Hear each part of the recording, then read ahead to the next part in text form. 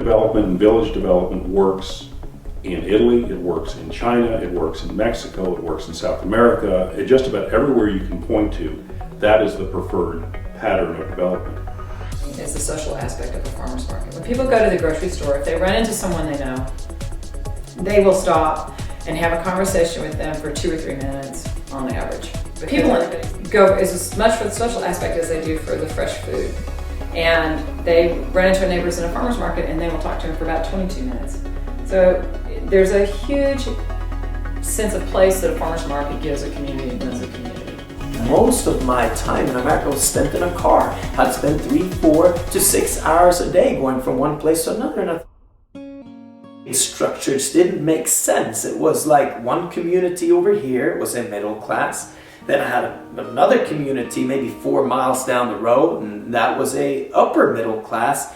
And then somewhere maybe in between or further away there was a wealthier area, and it seemed like they were segregated. They didn't come together as one.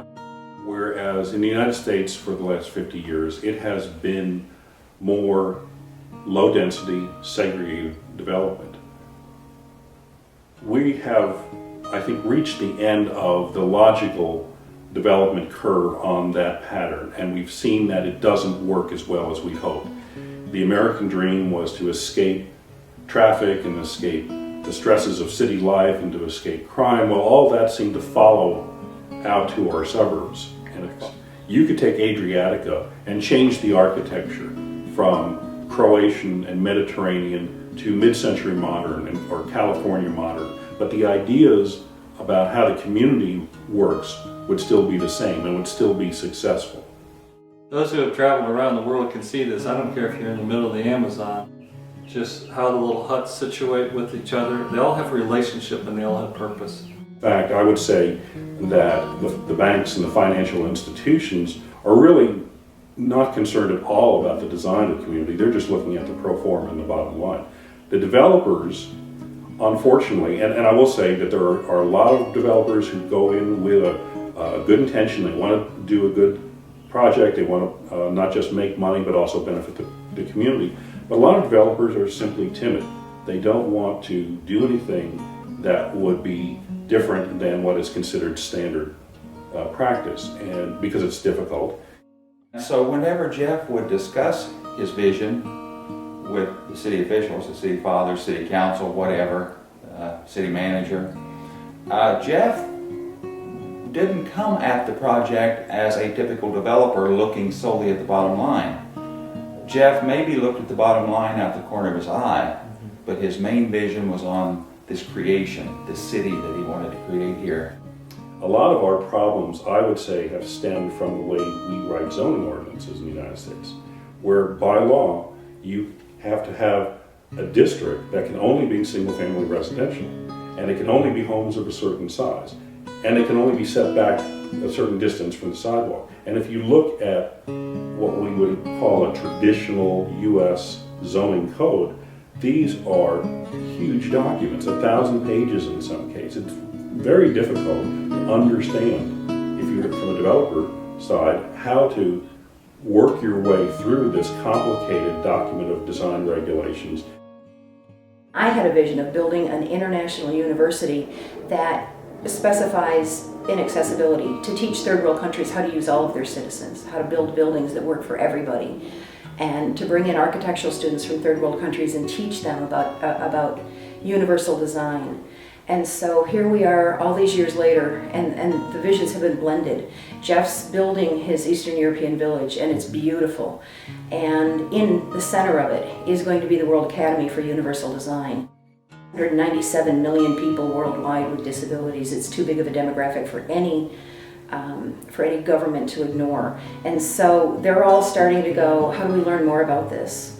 And they don't teach it in architectural schools in other countries. So bringing them here, making it a 2-year degree program, giving them training, helping them understand how to build a building that works for everybody.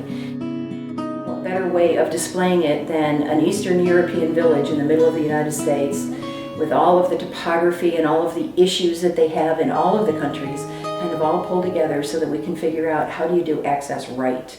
How do you do it so it works for everybody?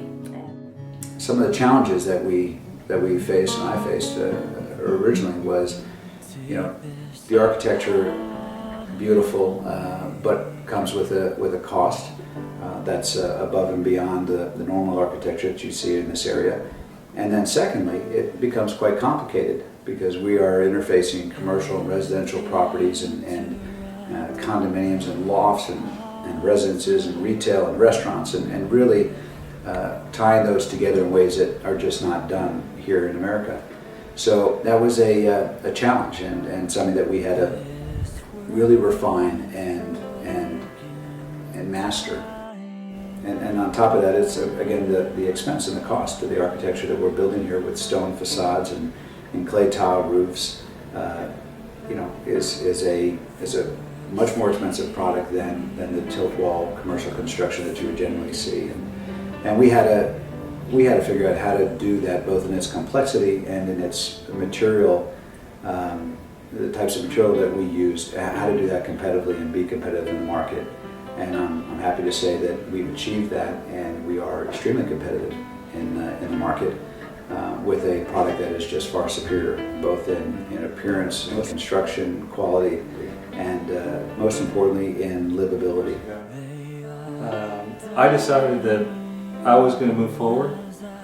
I was going to do it, and no, I couldn't get institutional financing because nobody would grasp because it had never been done before. We have such a temporary society. We believe we need to develop a neighborhood in 9 months or 12 months, and we need to put houses up every 90 or 120 days. There is no thought in anything that we do here. It's just as fast as we can do it. We have ignored humanity in the building of our places and our public spaces for the last 40 years. We need to find a new vision for how people live. Vision. It's all about the vision. You know, where there is no vision, the people perish. For the longest time, we were building our buildings and we were building our neighborhoods in ways that were completely out of scale with human beings. People introduce me, they always introduce me as a visionary or inventor or whatever they classify me in. I don't think that at all. I think all I did is saw what works in another place in the world. It has worked for thousands and thousands of years. And all I'm trying to do is take what works and continues to work and bring that to our country. I look at somebody like James Dyson, who reinvented the vacuum cleaner. Something that probably 99% of the people in the world would say, well, it works perfectly fine, why do we need to reinvent that? But he was brave, he saw a problem, and he attacked it, and he has created a niche that, while familiar, sets him apart from every other appliance maker. All I'm trying to do. I know it works. What we've built so far and the path that we're going, without question, is recession-proof.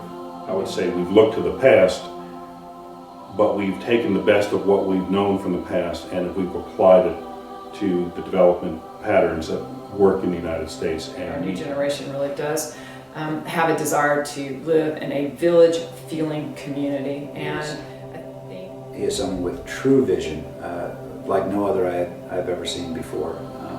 It will ride out the recessions. He's doing what he said he would do. What can I say? Well, Adriatica to me is home. Bottom line is that this is our future, and we can choose to build something that is placeless, nameless, and is completely unidentifiable, or we can build places that we are proud to call home. And I think Adriatica meets all of those criteria.